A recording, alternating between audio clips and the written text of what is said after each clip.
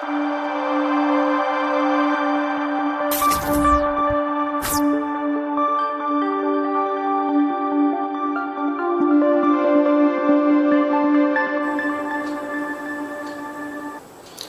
Friends, నమస్తే. నేను శ్రీలత.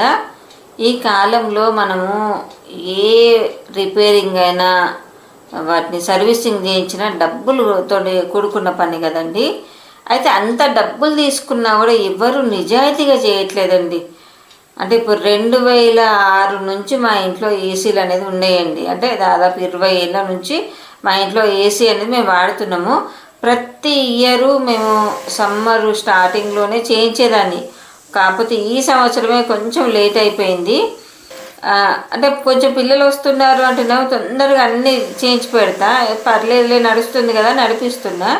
కానీ ఈ పని చేసడానికి ఈసారి వచ్చిన అబ్బాయి చాలా డిఫరెంట్ అబ్బాయి అండి.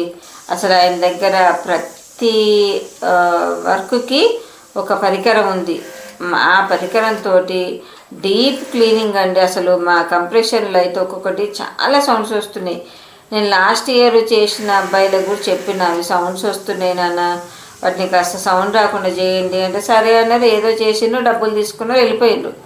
అసలు ఈ అబ్బాయి డబ్బులకు ప్రిఫరెన్స్ చేయట్లేదు, వర్క్కి ఇస్తున్నాడు. అసలు ఎంత నీట్గా చేశాడండి అంటే ఒక్క కంప్రెషర్ ఉన్న ఏరియా కంప్రెషర్ మట్టుకే చేసి వదిలేసిపోతారు ఇక్కడ పిల్లలైతే. అయితే ఈ అబ్బాయి ఏం చేసిందంటే ఆ సజ్జ మీద ఉంది కదా, ఆ సజ్జ కూడా మొత్తం క్లీన్ చేశాడండి. అంటే ఆయన దగ్గర దానికి తగిన చూసారా, లోపల క్లీన్ చేస్తున్నాడు కదండి. ఒక్క వాటర్ చుక్క కూడా బెడ్ మీద పడకుండా, కింద పడకుండా అట్లా కవర్ అంతా ప్యాక్ చేసేసి, అసలు ఈయన అంతా ఈ అబ్బాయి అంతా ఏదో స్టేట్స్లో చేసిన విధంగా చేశాడండి. మన ఇండియాలో అయితే ఇంత ఈ విధంగా చేస్తారో నేనైతే ఇప్పుడు 20 సంవత్సరాల్లో నేను ఎప్పుడు చూడలేదండి. ఒక్క చుక్క వాటర్ కానీ, ఒక్క దుమ్ము కానీ, ఏది కానీ లోపల పడకుండా. దానికి కారణము నేను ఇంకొకటి కూడా గమనించానండి. ఈ అబ్బాయి దగ్గర అత్యాధునిక పరికరాలు ఉన్నాయండి. అవి మన ఇక్కడ చేసే పిల్లల దగ్గర మాత్రం ఎవరి దగ్గర అలాంటి పరికరాలు నాకు కనిపించలేదు. క్లీనింగ్ అయినా, వాటరింగ్ అయినా, ఆ ప్రెషరు, ఆ మిషన్స్ అన్నీ చాలా చక్కగా ఉన్నాయి. అంటే నేను చూసింది మాత్రం ఇట్లాంటి పరికరాలు ఇది ఫస్ట్ టైం. ఇంత పర్ఫెక్ట్గా చాలు నాన్న అన్నా కూడా వినకుండా పర్ఫెక్ట్గా చేసిపోయిందండి. అంటే ఒక్కొక్క ఏసీకి అబ్బాయి ఒక పూట టైం తీసుకున్నాడండి. ఇప్పుడు మనకి ఇక్కడ చేసే వాళ్ళైతే, లోకల్లో నాకు రెగ్యులర్గా చేసే వాళ్ళైతే ఏం లేదు, ఒక ½ అన్ అవర్ కేటాయిస్తారు. దుమ్ము అంతా ఇట్లా అసలు లోపల రూమ్లలో దుమ్ము చేస్తారు, బయట దుమ్ము చేస్తారు. అంతా చికాకు చేసేసి ఇక మీరు క్లీన్ చేసుకోండి అన్నట్టుకు వెళ్ళిపోతాడు కదా. ఈ అబ్బాయి అలా కాదండి. అది కాకుండా బయట కంప్రెషర్ నుంచి అంత దుమ్ము వచ్చిందండి. అబ్బాయి అన్ని వాటర్ ప్రెషర్తో కొడితే చూసారా ఎంత ప్రెషర్, ఎంత దుమ్ము వచ్చిందో. అసలు అంత దుమ్ము అంటే రోడ్ సైడ్ ఉందనుకోండి, అసలు అంత దుమ్ము వచ్చింది. అంత దుమ్ము మనకు కూడా ఏదన్నా ఏసీ వల్ల లోపలికి కూడా పోయే అవకాశాలు ఉంటాయి కదండి. ఏసీ ఎంత మంచిదో అది అంత చెడుదు కూడా అండి మనకు. అందుకే మన పూర్వీకులు ఇట్లాంటివి ఏం వాడలే కదండి.